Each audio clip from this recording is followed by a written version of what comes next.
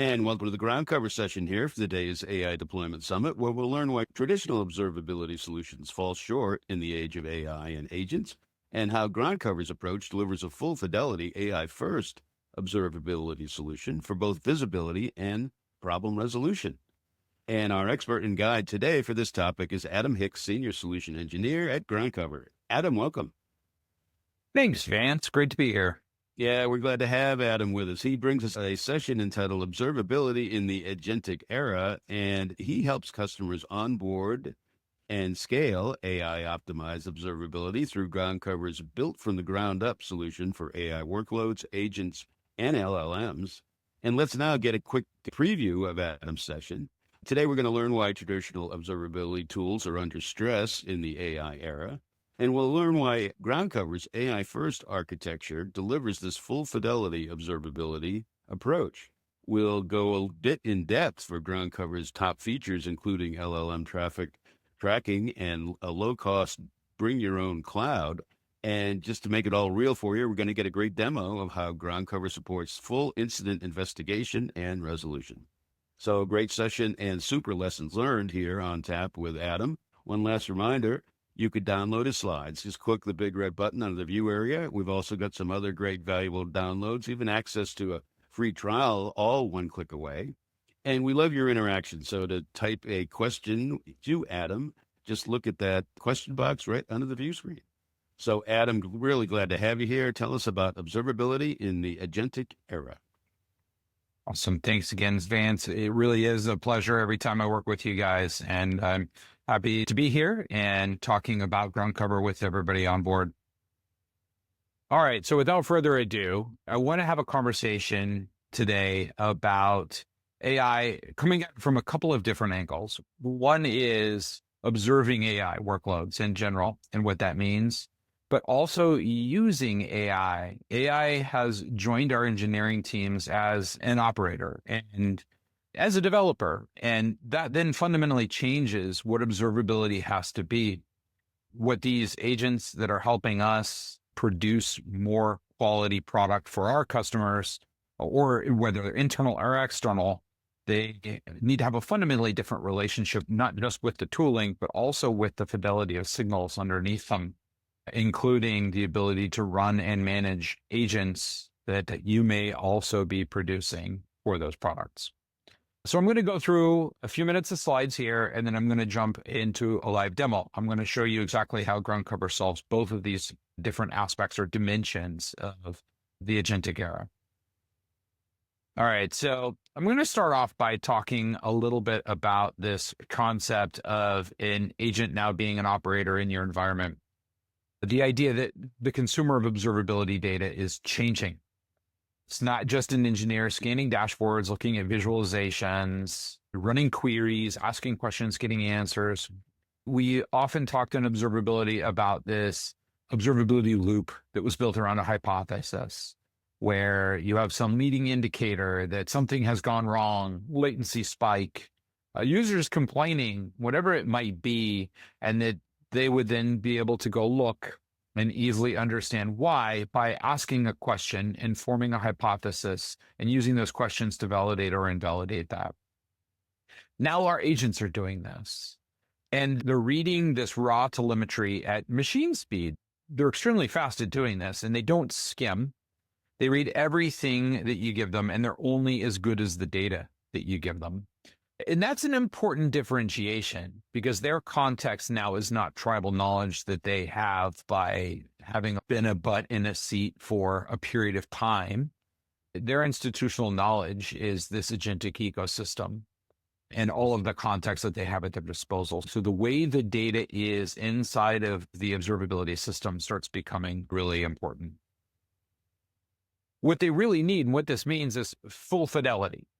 Fidelity, this is a big term. What does that mean? You know, we think about a high signal to noise ratio would be probably, if we looked it up in the Merriam-Webster dictionary, the definition of fidelity. What it really means is, in the observability context, is that we have enough coverage of telemetry signals to understand what's going on about a service at any given point in time. One of the things that happened in the observability space was the explosion of the economics related to telemetry signal capture. And there have been myriad solutions that have been brought to market that help us sample or downsample what it is that we're capturing so that we're keeping what we need in order to troubleshoot. For humans, that's fine, right? If I can maybe only keep 10% of info logs, for example, and I can extrapolate from that. I know that it's only 10%. I can kind of fill in the blank space from my telemetry pipeline, knowing that it's just other information, but focus on the errors, the meaningful signals to troubleshoot. Then I can capture just what I need, and I can lower the economic impact to my business of capturing that telemetry. Problem is that agents can't really work that way. Even if the system and the solution is able to fill in the gaps for me, you lose meaningful context about what's going on. Especially when we're observing AI itself, this becomes really important. One of the main reasons that this starts happening too is because the telemetry signals or the behaviors of the AI agents that we're operating in our platforms are now what we might call non-deterministic. You actually may have a traditional HTTP response code of 200. We all know about this, but the actual agentic inference has an error inside of it.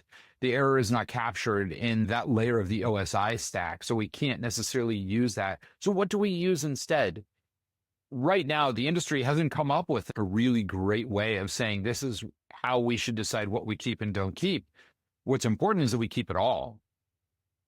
And that becomes a really deep impact on a lot of observability systems. More to the point, though, your agents just need it. So if your agents are doing development, they're working on the development loops, the engineering loops, or they're doing troubleshooting. You have SRE agents that are doing triage and need to even follow that in their own inner loop of validation. They need that sort of fidelity. They need to understand what's wrong to operate this. Context is also really important. I want to talk about that one very specifically because I said the word a few times, but it's really about the idea that the raw signals on their own aren't enough. If we're just looking at logs, we're just looking at traces, we're just looking at metrics, your three main signals that we've thought about for a long time as the three pillars of observability, we need more. We need a way to link them. There's a lot of machinations in the industry about how to do that. They also have impact on systems. Some of these are cardinality disruptions on metrics by adding trace IDs as labels, as an example for those of you who are in the know. But there's more context at play than just the signals. There's, I mentioned this before, the institutional knowledge, the deploy history, the topology that you have. How do you go build a knowledge graph about where these signals are coming from and why and the impact? So we're going to talk a little bit about that too.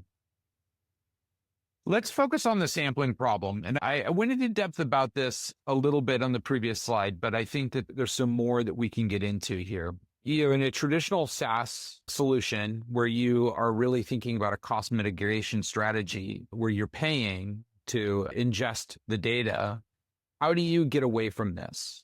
So what groundcover does is alleviates this concern. We'll talk a little bit about how we do this in the next slide. But the idea is that the evidence that the agent needs is no longer what gets dropped. How we do this is through a bring your own cloud mechanism. Groundcover actually runs the platform inside of the customer environment. We did this across the three major hyperscalers, AWS, Azure, and GCP. So it is going to run, I'm going to use the U, the colloquial U, for example. It will run in your environment, on your storage, and your compute. It will also run on top of your own inference backend. So the agent mode that we have that we're leading up to here is actually going to run on models that are also in your cloud. So the reasoning itself never leaves, and your agentic telemetry stays put too. So this architectural choice is what makes this full fidelity concept truly affordable. It's also what keeps payload secure. We talked about the economics, but there is one other facet warehousing your own data that is extremely important. And especially as we have AI and agentic workloads in our platforms too, then we have a PII potential problem. We work fully functionally with the different compliance frameworks of different regions on the globe, and we help them expand into this capability where AI is reasoning next to the data. So BYOC is what makes it affordable to keep everything. But the other aspect of ground cover that's really important to cover off here is our eBPF sensor. That underpinning architecture has a lot of semantic sugar, if you will, that we have built on that context without getting too deep into the stack. That BYOC backend truly is a data warehouse of your dreams, built on open source technologies like ClickHouse and Victoria Metrics, and building a knowledge graph across all of the entities that are there. But it doesn't start there. It is there. That's where the picture gets built. It starts where you're sensing your workloads. What GroundCover has done has built an eBPF sensor. And if you're unfamiliar, eBPF is Extended Berkeley Packet Filter. Extended Berkeley Packet Filter is a protocol that allows us to have a workload that runs in user space in Linux, but access the kernel space and do kernel-level capture. Essentially what this means is that every request, every log, every payload, including your LLM traffic, are interrogated through these probes that are looking at how a containerized process is interacting with the Linux network stack, the Linux storage stack, etc. And it does this without code changes. It's completely agnostic to what the code runtime might be. It doesn't matter if it's Python, Java, what have you. It's completely agnostic. Now, I said this, I kind of buried this. We do this by looking at containerization. So where eBPF has this capability of doing full fidelity for us is in true cloud native environments, in Kubernetes, on containers, container hosts, where containers are the services that are running. It performs flawlessly well. I just want to make a quick call out that back to this notion about context pictures that you can build with yourself. Something like OpenTelemetry. OTel is a modern framework that we can use, certainly build the context across the telemetry signals as well. But where you can deploy eBPF is very powerful. The most important thing to understand is, again, this idea that we can do it without zero code changes. And also, we can do it with OpenTelemetry. They work synergistically together. So let's go back to this concept that an agent for observability is only as good as the data beneath it. So this is the core architectural argument that we're making here. Whether it's an SRE agent, it's a development agent, a QA agent, whatever it is in your multi-agent ecosystem, the data beneath it is what's really important. So we're going to go review some of the things that we just talked about. eBPF plus your existing instrumentation. And funny enough, it could be OpenTelemetry, it could be others. eBPF, as long as you have a W3C trace header that is propagating trace context and trace ID, that's an important pedantic point, but eBPF will be able to go pick it up and enrich that with what eBPF gets out of the box natively from the system. It's extremely powerful, but it works with the instrumentation that you already have. And then this brings this back and it lays it down into a semantic layer in our warehouse, building a knowledge graph linking your workload, your pod, trace, log, metric, event, all your LLM calls into entities inside of the warehouse. So now this ontology of objects is building a picture that is queryable. For humans, of course, easily queryable. Lots of different visual ways that we can do this, whether it's textual, you do a search with a query language and you get a result, or you're building graphs and you're building those pretty pictures. The last important part is, and I said query language before, query languages have been a sticking point in the observability landscape for some time. There has been a move away from, I would say, like esoteric query languages. Some people say, hey, let me write SQL.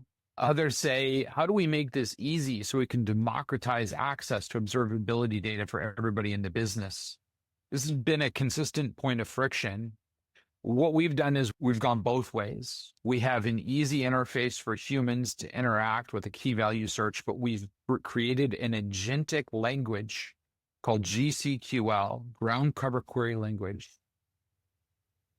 What this does is it pushes your deterministic compute to the back end so that the agent is able to reason over these computed answers, not raw series that it has to stitch together. In other words, it's allowing you to do aggregated analytics cross-domain. And it's going beyond just the implicit telemetry stitching of something like trace ID across signals. It has a complete context picture starting at source all the way up to that semantic layer. And honestly, this could be any agent. I want to talk a lot about what groundcover has done to build a fully operational agent inside the platform for you. But we focus a lot on our MCP server as well. You can bring your own agents if they're external. If you have an agentic ecosystem and you want it to bring the context of what's going on in your environment to that agent, you can do that. All right, so on top of that data foundation, then I want to talk a little bit about our agent mode. There's an agent ecosystem. Our agent is not just a chat experience. That's the TLDR, as the kids say these days, right? It's so much more than just being able to chat and interface with our data. What we've done inside of groundcover is we've actually built a capability where you can develop agents through skills. We're still calling them skills. You aren't building these specialized agents or sub-agents, but the effect is very similar. When you enter into agent mode and you spawn an agent, you're able to go bring skills into play and have them be specialists. They could be specialists for a certain application domain or a certain capability. You also have the ability to preserve organizational institutional knowledge that is applied for every agent run. It's important context to always keep. So skills are a very fundamental pillar of how you can create an agent, I would say like the fundamental baseline of an agent orchestrator so that it can actually go perform the functions that you need for it to function. The other is connectors. The connector ecosystem for us is where we get infinite extensibility. It's not just an agent interacting with observability data and helping you answer questions like we talked a little bit about before, that traditional observability loop of what went wrong. Let's find out. How can it help me? The context goes beyond just the context that can be built from the observability. It goes into what else is going on inside your organization. This could be chats from Slack. This could be being able to read code from GitHub. Tickets from Linear or any MCP server. Jira, where does this additional context build or live? But it also has the ability to do write actions too. So you have your agent, and we'll talk a little bit about this as we get to the demo too, perform a reasoning function and then move on to taking action, maybe making a call to some automation framework over MCP or spawning up a cursor cloud agent to check in a PR and a fix. The best part is we have focused on enterprise capabilities. We have made sure that the connectors ecosystem is tied to the individual user spawning the agent. That means that there are great auditable flows for how they're using them and how they're interacting with these different remote services. We've also built some powerful admin guardrails, especially around connectors, which they can use, and workflows, but even cost and how many tokens they're spending, org-wide, default user-wide, specific user limitations. So let's talk a little bit about observing the agents themselves. We talked quite a bit about using AI for observability and how groundcover leads you to make this different. But now when AI is observing AI, this becomes a little bit of a shift too. And the same foundation, of course, is there to help you observe how you ship AI. So I like to think about this as AI performance management. It's almost a new acronym. Groundcover likes to consider itself a full stack observability suite. APM capabilities are probably the most pronounced, I think, when people look. Yes, we can do log ingest. Yes, we can do metrics, analytics. We can build dashboards. We do monitoring, infra, on and on. But the APM workload problem is most front and center. And now AI PM, AI performance monitoring. And there are some different signals. You have your traditional golden signals, those that you want to understand, and those dimensions are still there for your AI workloads, but you have different questions about how they're performing. Things like time to first token is what users are actually feeling on top of latency. Output tokens per second is your throughput. Token usage per prompt, that's your cost driver.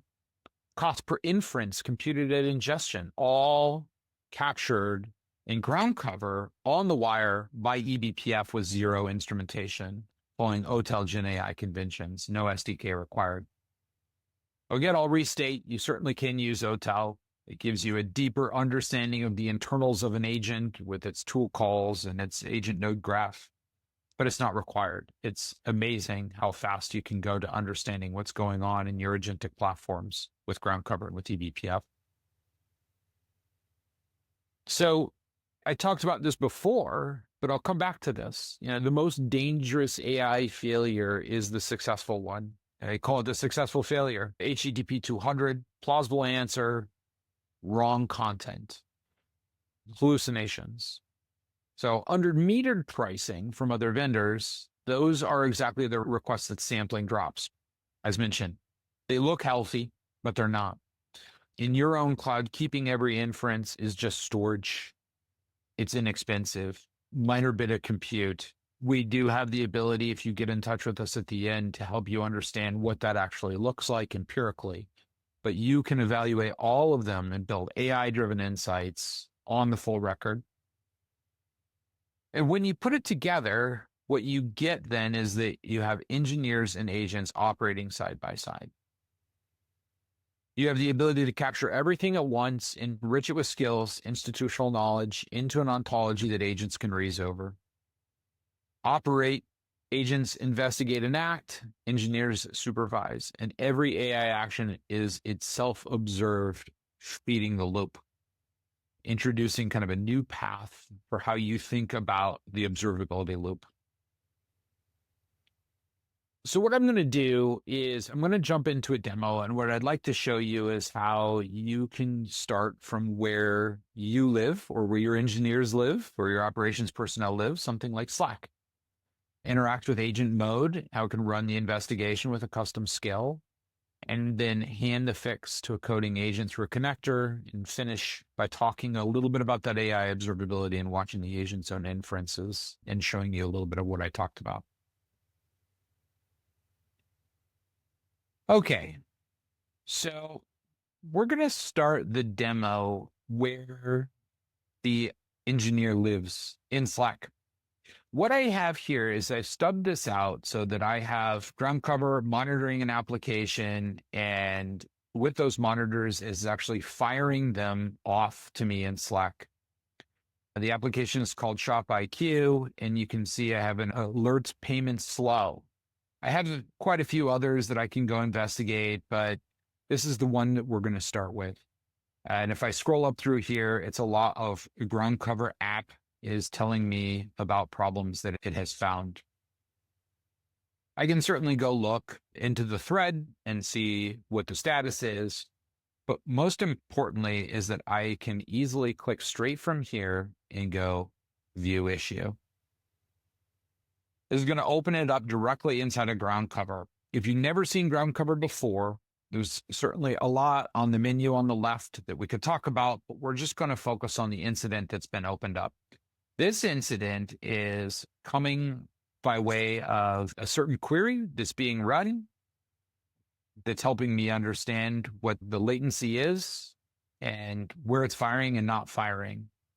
What groundcover does, and we talked about this eBPF context that starts at the cluster level, at the sensor level, and then the context that gets built into the ontology as well. Our incidents are actually going to bring together the events that are relevant the traces that are relevant, the logs that are relevant, and the map that is relevant, and start helping me figure out what to go troubleshoot and diagnose. But where I'm really going to start is actually just by opening the agent mode. Now, note, by the way, that I avoided clicking the button where I could have just asked the agent directly from Slack, but I wanted to highlight how this works inside of groundcover as well.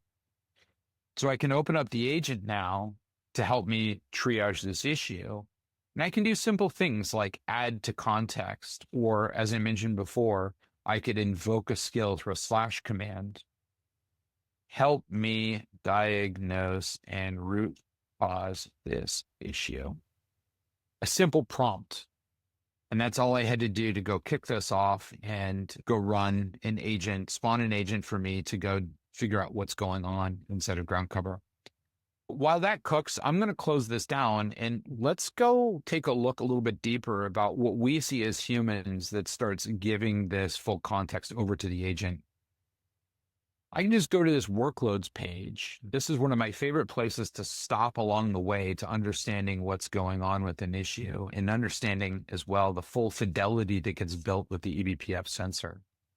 Starting with infrastructure, I actually have a full timeline coming from my Kubernetes API, and it's giving me information about availability, status, changes, crashes, even underlying infrastructure, the pods themselves.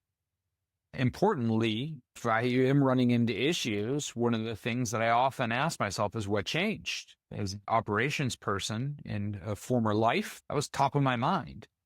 So we surface that. The Kubernetes sensor that you deploy into your environment interacts with the Kubernetes API, and it actually brings back that information. You can go and look at a diff, and you can see what the YAML is telling you about what has changed live and in real time. But there's other aspects of context that can be built as well. The sensor also picks up out of the box resource consumption and builds you amazing pictures.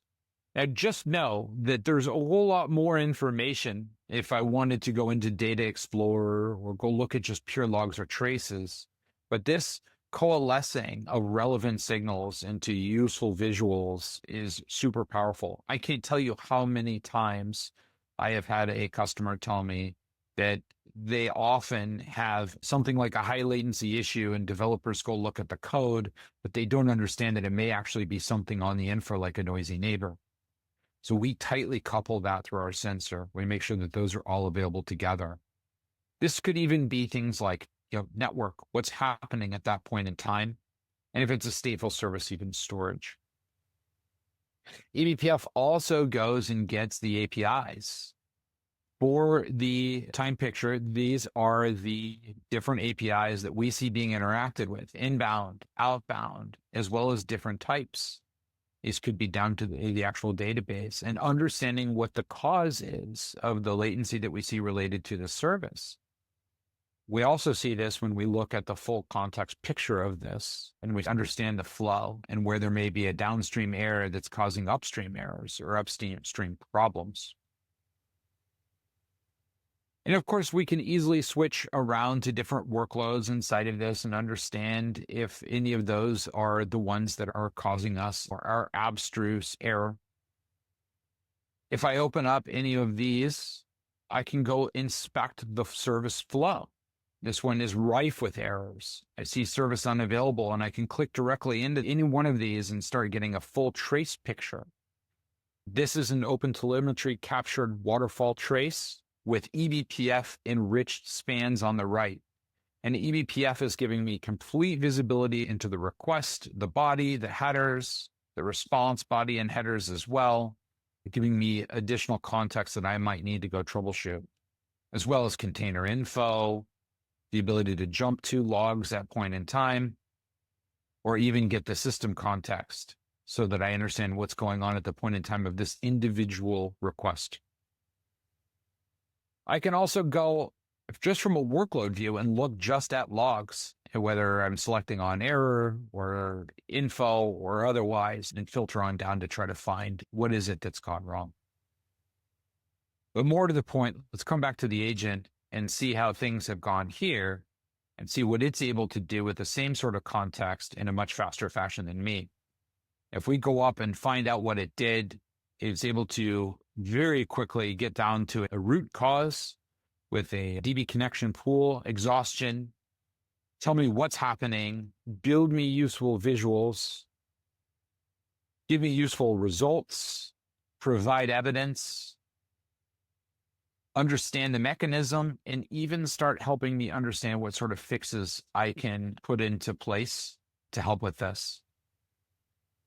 Oh, because I have uploaded that skill into this agent flow, it is actually asking me if I would like for it to create a linear ticket. That's because part of my institutional knowledge is not to go do something else. It is actually to do this. This connectors ecosystem that I have down here below shows me all of the connectors that I have at my disposal, including Cursor Cloud agents. If I actually wanted to go spin up a headless triage there, I could. Pylon, if I wanted to set this up in my automated support mechanisms, linear, GitHub, and more. So I can do this at my whimsy to help me automate figuring out what it is and what we should do to fix this and remedy this issue. I can go on. I could have whitelisted all of these different tool calls, but you can see that it's able to go do this for me. If I go up and up my history and I look here, I've run this demo before, so you can see that it actually was able to do this for me and create a linear ticket for me in the background. One of the cool things that you'll see as it goes through this reasoning process is that it is able to surface its chain of reasoning, and you will actually see it run different tool calls, including running queries, including building visualizations for me. And these tool calls may actually include something like this, where I can go check out and observe the GCQL, the sophisticated agent-first language that we've built for it to be able to reason over this complex context-rich data. Now, I'll flip back really quickly just to say that I could have done all this with a very quick investigate with agent. So I can stay inside of Slack, and all of the capabilities that the agent has are here available for me to interact with the agent over the Slack app integration. I didn't even have to leave, but I loved leaving because I got to show you some really cool things about how that agent works and how it reasons. Now, before we move on, I do want to switch gears and I want to talk about AI observability, because this is where the rubber meets the road. When you actually have agents running in your ecosystem, having an agent be able to reason on all of the relevant data is important. But with AI observability, this starts at the trace. Being able to capture, as I said before, if it's just with eBPF, understanding what's going on. What is that transaction? What is the input? What is the output? If you open this up in a workload in that trace drawer view that I showed you before, you would actually see this in that context too. So we preserve it everywhere we can that we detect it. You'll be able to find attributes. You'll be able to find logs. We surface what the model was, the type, the tokens, and the cost. For others, like OpenTelemetry, you can actually go look at what the node call graph was as well. We understand what's going on internal to the agent. And of course, we build an overview. So at any point in time, you get a high-level view of what's going on in your agentic ecosystem, a complete summary, relevant dashboarding across things like latency, cost, token usage, chat spans. Latency itself broken down into relevant metrics. Latency of the service, average time to first token, what does the user feel? Cost dashboards. So we can actually tell you what this is costing you holistically to be running these agents. You can certainly filter, bring this if you just want to understand what the cost is per model, the cost is per cluster, the cost is per tool. And then, of course, tool usage. If you want to understand what tools are actually being used by the agents that groundcover is observing. So you have a complete AI performance management dashboard at your disposal and the ability to go investigate individual traces. And that is the important context that we start giving over to the agent to reason about. AI operating AI. All right. So with ground cover, now you have a full agentic suite. You get to see everything and compromise on nothing. I appreciate you sitting through this presentation. I appreciate you sitting through my demo. The playground that we have at play.groundcover.com is live. It's an environment in your browser that you can go experience all of the different features that I just showed you, save for the slot gap. You can also try our free tier. It deploys in minutes, console.groundcover.com.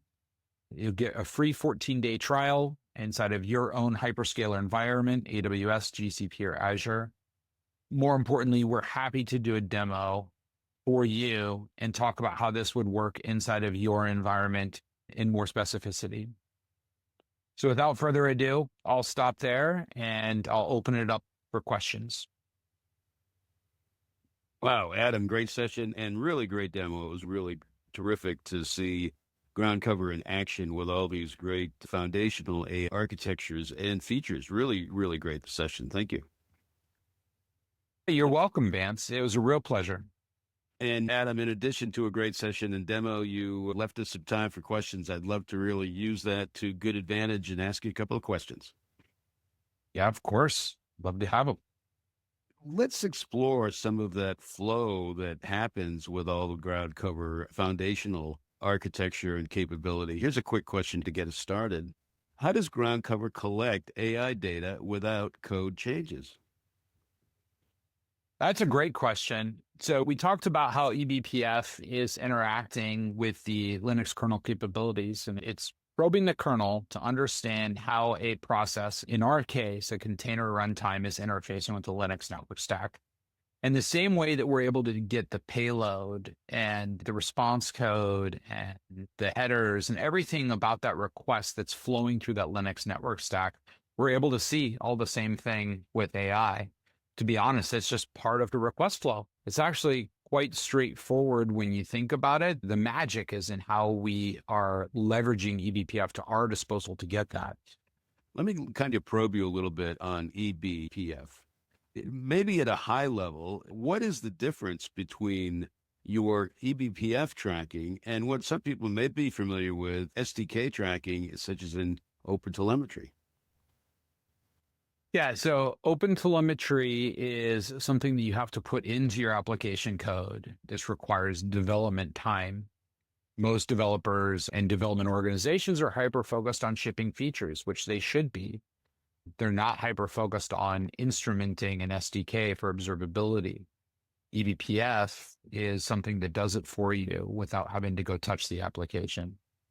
Wow. Well, then let's go and level deeper on that, Adam, because that's certainly compelling. What metrics can we track directly out of the box, given you're helping us really avoid a lot of configuration complexity?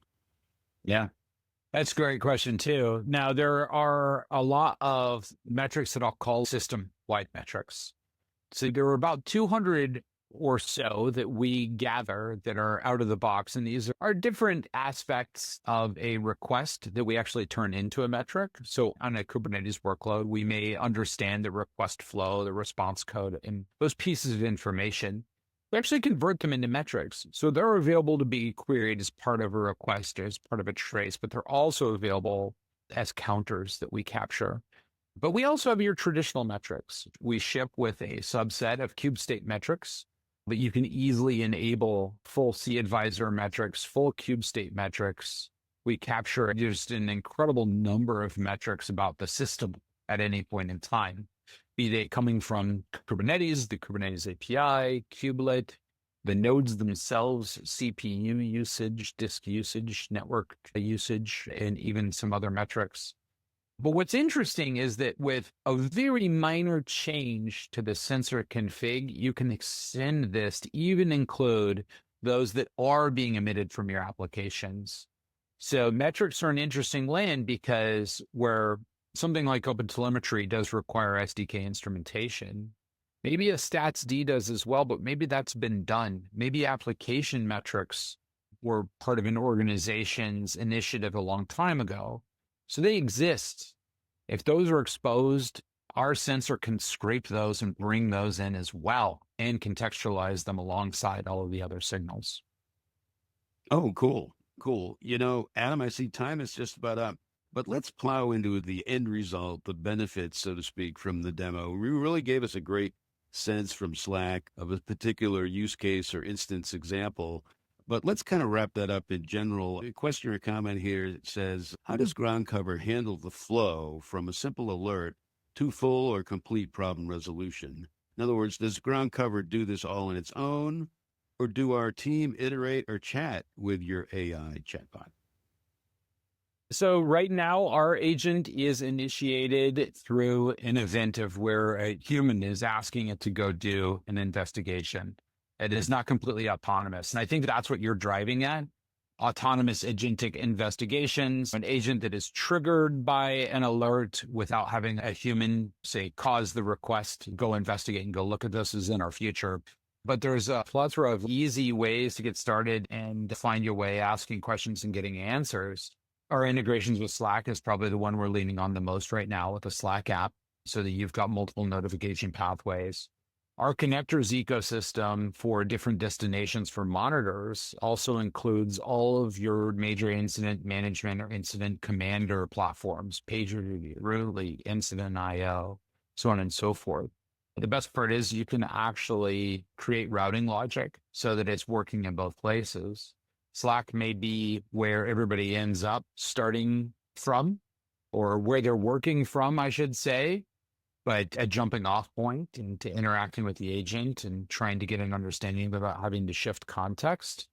But yeah, easily migrating into the platform itself and working with our agent.